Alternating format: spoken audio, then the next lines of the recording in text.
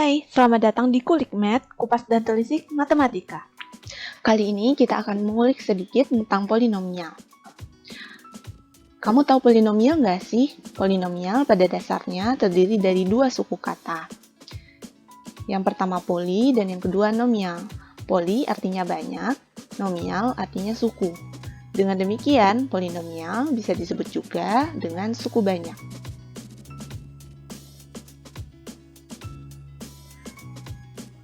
Secara umum, polinomial didefinisikan dengan fx sama dengan anxn ditambah dengan an kurang 1, xn kurang 1, ditambah titik-titik, ditambah a2x2, ditambah a1x1, ditambah dengan a0.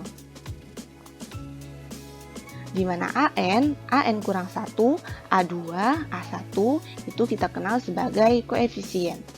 Sementara x kita kenal sebagai variabel.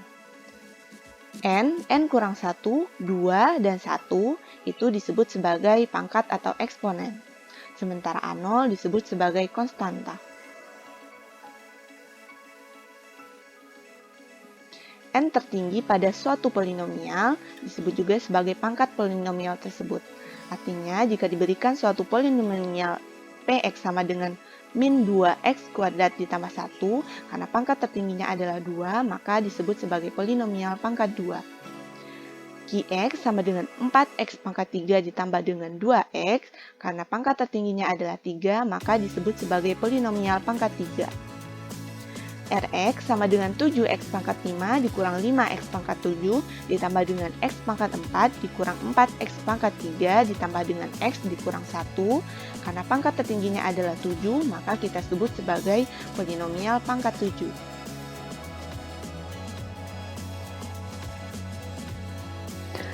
Pada polinomial ada beberapa konsep yang harus kita pahami. Yang pertama, nilai suku banyak, akar suku banyak, faktor suku banyak, pembagian suku banyak, teorema sisa, teorema faktor. Untuk yang pertama, kita akan mengulik dulu nilai suku banyak.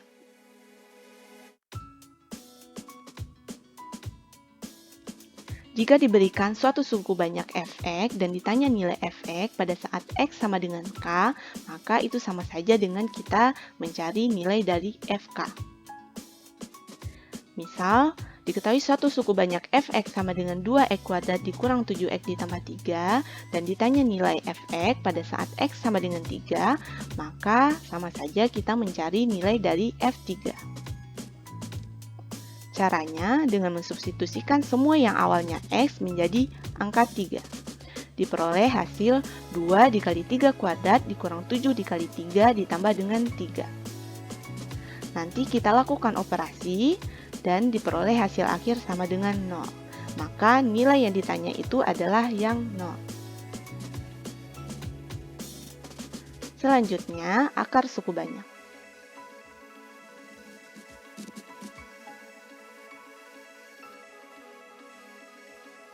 Jika fk sama dengan 0, maka x sama dengan k adalah akar fx atau akar dari suatu polinomial. Jika diketahui fx sama dengan 2x kuadrat dikurang 7x ditambah 3, dan fx ini merupakan suku banyak atau polinomial, dan f3 sama dengan 0, maka x sama dengan 3 adalah akar dari fx atau akar dari suatu polinomial.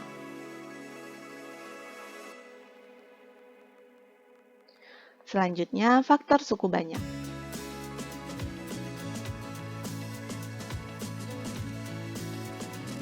Jika fk sama dengan 0, maka k adalah faktor dari fx.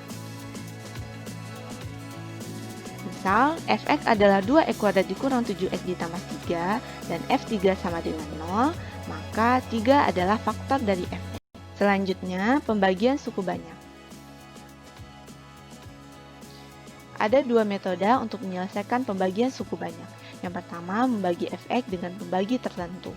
Misal, fx suku banyak sebagai suku yang akan kita bagi, px sebagai pembagi, hx sebagai hasil bagi. Nanti setelah kita lakukan operasi, diperoleh sx sebagai sisa.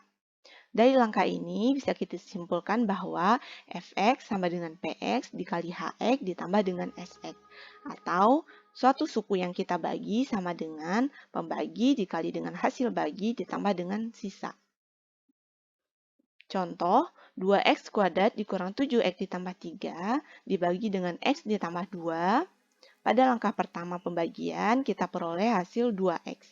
2x ini nanti kita kalikan dengan x ditambah 2, diperoleh 2x kuadrat ditambah dengan 4x.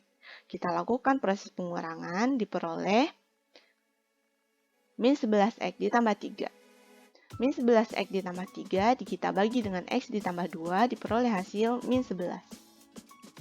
Min 11 kita kalikan dengan x ditambah 2, diperoleh hasil min 11x dikurang 22.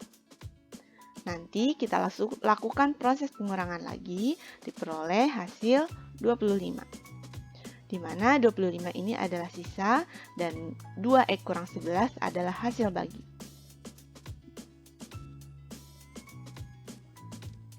Metode kedua yang bisa kita gunakan untuk pembagian suku banyak adalah dengan menggunakan metode Horner.